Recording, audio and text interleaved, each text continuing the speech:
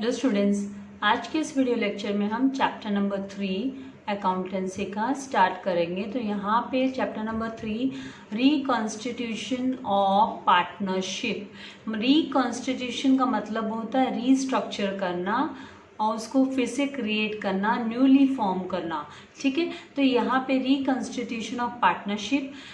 जहाँ पे admission of partner, यहाँ पे ये जो चैप्टर नंबर 3 है रिकॉन्स्टिट्यूशन ऑफ पार्टनरशिप, इसका नेक्स्ट जो चैप्टर है वो यहाँ पे रिटायरमेंट ऑफ पार्टनर आएगा एंड उसके बाद में है ना डेथ ऑफ ए पार्टनर आएगा, डेथ ऑफ पार्टनर। तो ये जो तीनों चैप्टर है ये पार्टनरशिप फर्म में नए चेंजेस, न्यू फॉर्मेशन के रिलेटेड चैप्टर्स है। तो ये इस चैप्टर में हम कंटेंट स्टडी करेंगे, जो है कि meaning of reconstitution of partnership, इसका मीनिंग क्या है, डिफरेंट फॉर्म्स ऑफ रिकॉन्स्टिट्यूशन कौन से हैं, and the admission of a partner, जिसके अंदर उसकी नीड क्यों है, क्यों रिक्वायर्ड है, क्यों हमें पार्टनर को एडमिशन देना है। Then capital brought by new partner के कॉन्सेप्ट को स्टडी करेंगे। Then new profit sharing ratio, मतलब revised profit sharing ratio prepare करना पड़ेगा जब कोई नया पर्सन आएगा, तो उसकी स्टडी करेंगे। देन सेक्रीफाइस रेशियो, ये sacrifice ratio is related to the old partners, जिनको है ना सेक्रीफाइस करना पड़ेगा नए मेंबर के एडमिशन की वजह से। Then meaning of goodwill, goodwill का मीनिंग क्या है। Then the methods of valuation of goodwill, that is average profit method and super profit method, ये स्टडी करेंगे। Then the treatment of goodwill, goodwill को कैसे ट्रीट करना है उसकी स्टडी करेंगे। Then revaluation of assets and liabilities, देखो नया जब रिवाइज्ड रीवैल्यूड करने पड़ेंगे सारे एसेट्स एंड लायबिलिटीज को जब कोई नया पार्टनर बिजनेस में आएगा, तो फिर उसके बारे में स्टडी करेंगे। Then adjustment of accumulated profits and losses, जो पुराने एक्यूमुलेटेड जो रिजर्व्ड प्रॉफिट्स एंड लॉसेस है जमा किए हुए पुराने पार्टनर्स के द्वारा, तो उसका एडजस्टमेंट कैसे करेंगे वो स्टडी करेंगे। Then adjustment of capital, capital किस तरीके से एडजस्ट करेंगे, नया पार्टनर कैसे कैपिटल लाएगा, पुराने पार्टनर्स का कैपिटल कैसे रिवाइज्ड होगा, ये सब हम डिटेल में स्टडी करेंगे इस चैप्टर में। तो आइए सबसे पहले स्टार्ट करते हैं मीनिंग से। तो यहाँ पर meaning of reconstitution of partnership, इसका मतलब क्या है, मीनिंग क्या है। तो the reconstitution of partnership primarily involves change in the form of partnership, partnership को चेंज करना, उसकी जो फॉर्मेशन है उसमें चेंजेस लाना। So there is a change in agreement, तो उसकी वजह से उनका जो एग्रीमेंट हुआ है among the partners which leads to change in relationship between the partners and change in the share of profit and losses of the partners in the firm. Partners के जो कैपिटल है उसमें भी चेंजेस आएगा, उनके जो एग्रीमेंट में भी चेंजेस आएगा एंड उनका जो PSR प्रॉफिट शेयरिंग रेशियो है उसमें भी चेंजेस आने वाला है। तो यहाँ पे the change in the partnership में टेक द फॉलोइंग फॉर्म्स, कौन कौन से टाइप से कौन कौन से फॉर्म्स में उसमें चेंजेस आ सकता है, किस तरीके से डिफरेंट फॉर्म्स हैं, डिफरेंट टाइप्स ऑफ रिकॉन्स्टिट्यूशन है। तो यहाँ पे change in profit sharing ratio of existing partner, existing partner मतलब जो पुराने वाले ओल्ड पार्टनर जो पहले से ही बिजनेस स्टार्ट कर रखे थे, उन पार्टनर्स के प्रॉफिट शेयरिंग रेशियो में चेंजेस। तो यहाँ पे the partners of a firm, जो फर्म के जो पार्टनर्स हैं मे डिसाइड टू चेंज, वो डिसाइड करेंगे चेंज करने के लिए क्या, their existing profit sharing ratio, उनका जो एग्जिस्टिंग पहले से जो profit sharing ratio, old profit sharing ratio हम बोल सकते हैं, ओल्ड प्रॉफिट शेयरिंग रेशियो, उसको वो रिवाइज्ड करने के लिए देखेंगे, उसमें चेंजेस करने के लिए देखेंगे, चेंजेस करेंगे। Okay, if one partner purchases a share of profit from another partner, the old partnership agreement stands terminated. जब है ना नया पार्टनर आ जाता है तो जो पुरानी जो अग्रीमेंट होती है वो क्या हो जाती है, ऑटोमेटिकली वो टर्मिनेट हो जाती है, मतलब उसका वाइंड अप हो जाता है। वो उनके मतलब यहाँ पे कोई बिजनेस वाइंड अप होने की बात नहीं हो रही, यहाँ पे जो उनका अग्रीमेंट है वो टर्मिनेट हो जाता है एंड न्यू अग्रीमेंट आ जाता है, नया प्रॉफिट शेयरिंग जिसमें होगा, comes into the force stating the new profit sharing ratio, जिसमें नया प्रॉफिट शेयरिंग रेशियो के साथ नया प्रॉफिट शेयरिंग रेशियो आ जाएगा इंस्टेड ऑफ ओल्ड, ओल्ड वाला रिवाइज्ड हो जाएगा। तो सबसे पहला जो फॉर्म्स ऑफ रिकॉन्स्टिट्यूशन है डिफरेंट फॉर्म्स में, तो सबसे पहले हमने change in profit sharing ratio of existing partner, जो पहले से जो एग्जिस्टिंग पार्टनर्स थे उनकी प्रॉफिट शेयरिंग रेशियो में चेंजेस आ जाएगा। Then second is admission of a partner, तो यहाँ पे admission of a partner, when a new partner is admitted, जब नया पार्टनर बिजनेस में आएगा, he brings capital, obviously free of cost तो किसी को बिजनेस में नहीं रखेंगे ना, मतलब पार्टनर कोई बनाता है फ्री ऑफ कॉस्ट नहीं ना, तो यहाँ पे उसको ऑब्वियसली उसको कैपिटल लाना पड़ेगा, राइट, उसको बिजनेस के लिए ब्लड लाना पड़ेगा। And his share of goodwill, यहाँ पे हिज शेयर ऑफ गुडविल मतलब इतने साल से पहले से जिन पार्टनर्स ने अपने बिजनेस को रन किया है, राइट, तो उन्होंने अपनी कुछ रेपुटेशन बनाई होगी मार्केट में, कुछ गुडविल बनाई होगी, राइट, तो ये गुडविल है वो इंटेंजिबल एसेट है, लेकिन हम इसको वैल्यूएशन इसकी करते हैं money, in terms of money ही इसकी वैल्यूएशन होती है। तो यहाँ पे इसकी वैल्यूएशन हम सीखेंगे कि how to evaluate, how to find out the goodwill का अमाउंट कैसे फाइंड आउट करेंगे, वो भी हम रिवाइज्ड कैसे होगा, कैसे डिस्ट्रीब्यूशन होगा, वो सब इस चैप्टर में हम सीखेंगे। तो old partners have to sacrifice, obviously old जो पुराने से जो एग्जिस्टिंग, ओल्ड मतलब एग्जिस्टिंग पार्टनर्स भी बोल सकते हो, जो पहले से ही बिजनेस को रन कर रहे थे, बिजनेस में थे, राइट, तो उनको सेक्रीफाइस करना पड़ेगा, अपना प्रॉफिट शेयरिंग रेशियो, प्रॉफिट भी शेयर करना पड़ेगा न्यू पार्टनर के साथ, उनका शेयर ऑफ प्रॉफिट भी उनको न्यू पार्टनर के साथ सेक्रीफाइस करना पड़ेगा। So the partnership agreement changes, इसकी वजह से क्या होगा, जो पार्टनरशिप अग्रीमेंट है उसमें चेंजेस आ जाएगा, नया पार्टनरशिप अग्रीमेंट बनेगा। Okay, then the third one is retirement of a partner. अब यहाँ पे तीसरा, मैंने आपको है ना 4 फॉर्म्स बताए थे कि पहला तो ये जो डिफरेंट फॉर्म्स ऑफ रिकॉन्स्टिट्यूशन कैसे होता है कि change in profit sharing of existing partner, existing partner अपने प्रॉफिट्स को क्या करते हैं, रिवाइज करते हैं, शेयर ऑफ प्रॉफिट को रिवाइज करते हैं, तो वहाँ पे जो पुराना जो शेयरिंग है वो टर्मिनेट होके और नया एग्रीमेंट तैयार हो जाता है, और दूसरा रिकॉन्स्टिट्यूशन का फॉर्म होता है। हम लोग मेनली यहाँ पे ये 3 फॉर्म स्टडी करने वाले हैं 12th स्टैंडर्ड में, admission of a partner, then retirement of a partner and death of a partner. तो ये जो चैप्टर है एडमिशन ऑफ अ पार्टनर, ये हम है ना पहले डिटेल में स्टडी करेंगे, फिर उसके बाद में अपकमिंग 4th चैप्टर आपको रिटायरमेंट ऑफ पार्टनर आएगा and then the death of a partner. तो यहाँ पे इन शॉर्ट खाली जस्ट कितने टाइप्स के रिकॉन्स्टिट्यूशन है, फॉर्म्स है, वो हम यहाँ पे स्टडी कर रहे हैं। तो यहाँ third one is retirement of a partner. तो if a partner is retiring, अगर कोई पार्टनर रिटायर हो रहा है, उसकी रिटायरिंग एज आ गई, ठीक है, from partnership firm, his share of profit, तो उसका जो शेयर ऑफ प्रॉफिट है up to the date of retirement, जिस तारीख तक वो रिटायर हो रहा है, okay, retirement capital, his share in the reserves, reserves मतलब जो प्रॉफिट एंड लॉस है, जो प्रॉफिट्स है,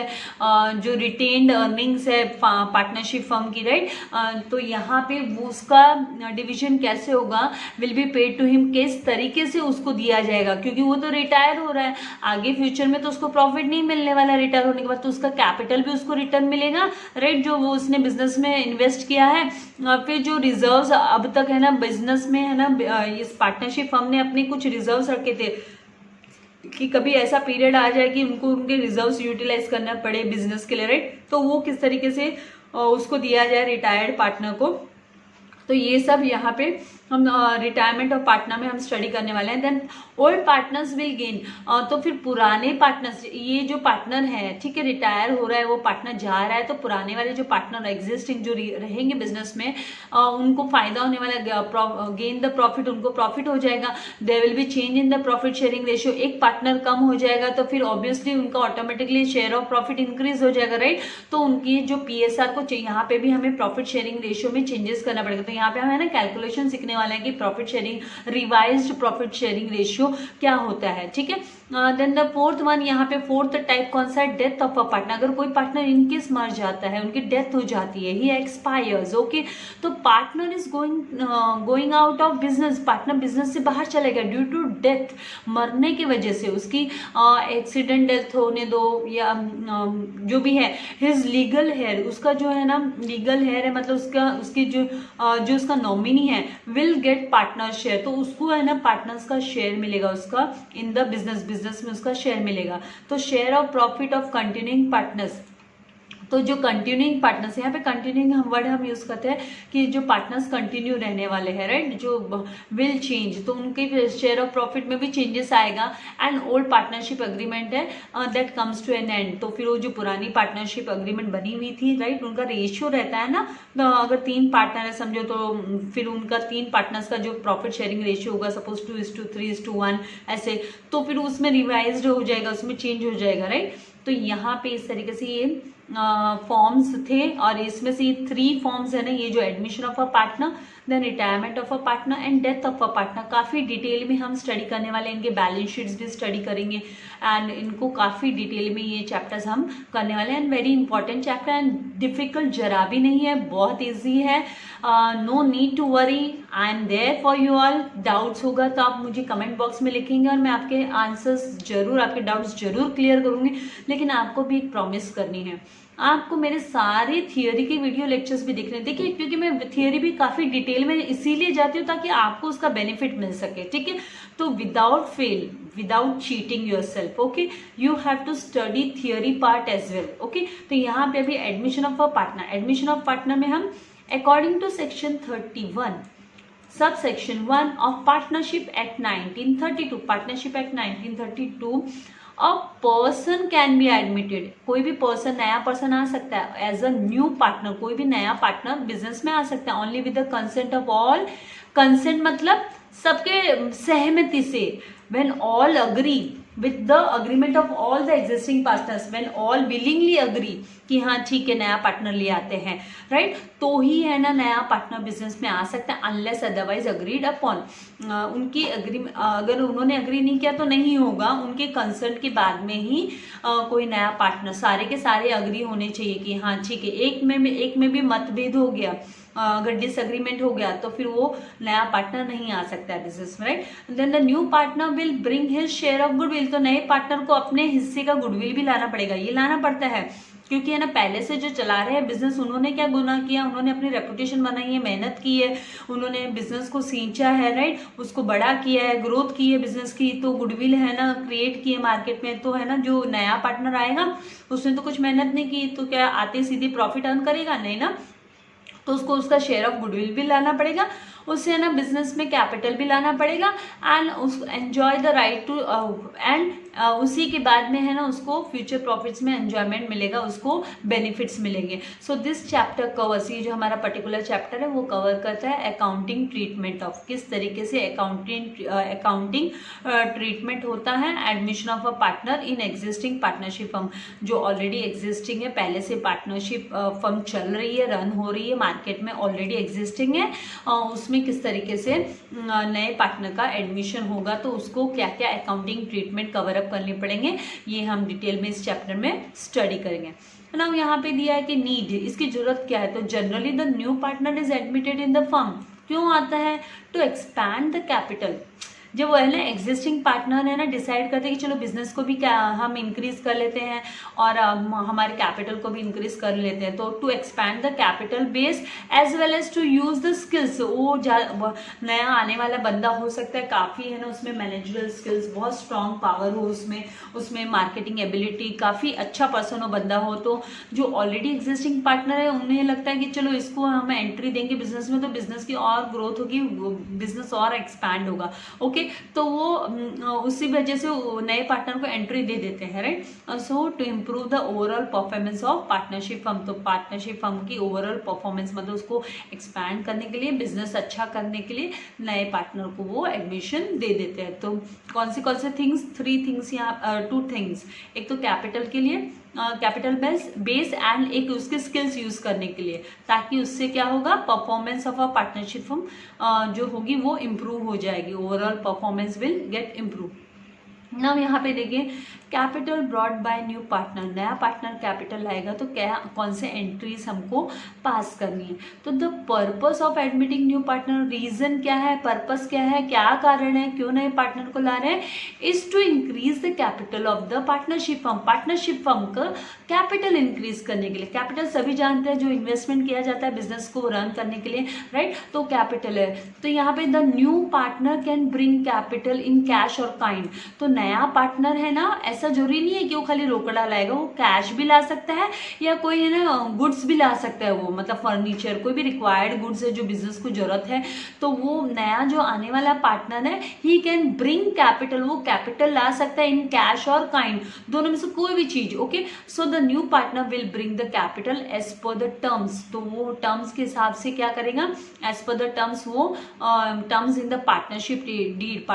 डीड में जो टर्म्स दिए उसके हिसाब से वो क्या करेगा, कैपिटल लेके आएगा बिजनेस में। The accounting treatment for the capital brought in by new partner is, क्या अकाउंटिंग ट्रीटमेंट होगा, उसकी जर्नल एंट्री क्या होगी। जर्नल एंट्री पार्टनर जो भी है ना बिजनेस में पैसा ला रहा है, कैपिटल ला रहा है या कोई काइंड कोई एसेट ला रहा है, तो देखिए ट्रांजैक्शन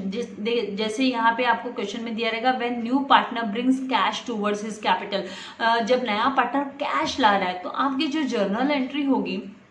वो क्या होगी, यहाँ पे जर्नल एंट्री होगी वो होगी कि cash and bank account debit, क्या आया बिजनेस में, कैश आया, राइट। और ये जो कैश होता है वो क्या होता है, वो रियल अकाउंट होता है। कैश होता है वो कौन सा अकाउंट होता है, रियल अकाउंट होता है। ऑलरेडी आपने 11th स्टैंडर्ड में 3 गोल्डन रूल्स पढ़े हैं, राइट। आपने पर्सनल अकाउंट का रूल पढ़ा है,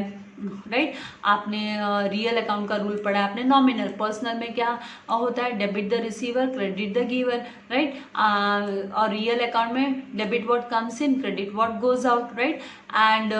इसमें नॉमिनल अकाउंट में debit all expenses and losses, credit all incomes and gain, आपने स्टडी किया ही है। तो उसी हिसाब से जब कैश बिजनेस में आ रहा है, cash is a real account, right. Cash is a real account, और कैश जब बिजनेस में आ रहा है तो उसको हमको जर्नल एंट्री फॉर्म करेंगे, तो हम cash and bank account debit to who is the giver, new partners capital, right. तो यहाँ पे पार्टनर का ही नाम होता है ना, तो वहाँ पे क्रेडिट द गिवर, तो ये देने वाला है, partner is going to give, right. नया पार्टनर दे रहा है, इज अ गिवर, तो to new partners capital account. अगर यहाँ पे न्यू पार्टनर अगर एसेट लेके आता है, कोई भी एसेट, मशीनरी हो, फर्नीचर हो, कोई भी एसेट लेके आता है टूवर्ड्स हिज कैपिटल, तो आपका यहाँ पे क्या बिजनेस में आ रहा है, अभी एसेट्स क्या होता है, रियल अकाउंट होता है, राइट। तो डेबिट व्हाट कम्स इन, तो यहाँ पे एसेट्स अकाउंट को आप क्या करोगे, डेबिट करोगे to who is a given, new partners capital account, तो यहाँ पे to new partners capital account आप लिखोगे। तो इस तरीके से ये जो capital brought by new partner है, इसका ट्रांजैक्शन, इसकी जर्नल एंट्री इस तरीके से होगी। आज के लिए इतना काफ़ी है। नेक्स्ट वीडियो लेक्चर में हम न्यू रेशियो कैसे फॉर्म करते हैं, किस तरीके से न्यू रेशियो, सेक्रीफाइस रेशियो, ये सब कवर अप करेंगे। तो अगर इससे रिलेटेड, ये वीडियो से रिलेटेड अगर आपको कोई भी डाउट हो तो आप मुझे कमेंट बॉक्स में लिख सकते हो, तो ताकि मैं नेक्स्ट वीडियो लेक्चर में आपको आपका जो डाउट है वो क्लियर कर सकूँ। Thank you for watching my video. God bless you all dear students.